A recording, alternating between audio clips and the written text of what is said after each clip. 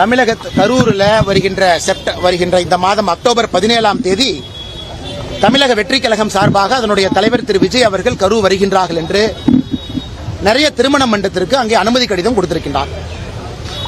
நம்முடைய கட்சியை சார்ந்த திருமண மண்டபத்தும் கொடுத்திருக்கிறாங்க. அந்த நபர் போன் பண்ணி கேட்டார், அண்ணே கொடுக்கலாமா வேண்டாமா? நாங்க சொன்ன, அண்ணே இங்க பாருங்க, இது கட்சிக்கு சம்பந்தம் இல்லை. நீங்க தனியா திருமண மண்டபம் நடத்துறீங்க, அதை வாடகைக்கு கொடுக்குறீங்க, யார் வந்து கேட்கறாங்களோ கொடுங்க. அதான் பாரதிய ஜனதா கட்சியை பொறுத்தவரை நிலைப்பாடு. அதனால் விஜய் அவர்களை பொறுத்தவரை யாரை வேணாலும் தனிப்பட்ட முறையில் அந்த கட்சி திருமண மண்டபத்தை கேட்கலாம், அங்க போலாம், மக்களை சந்திக்கலாம்.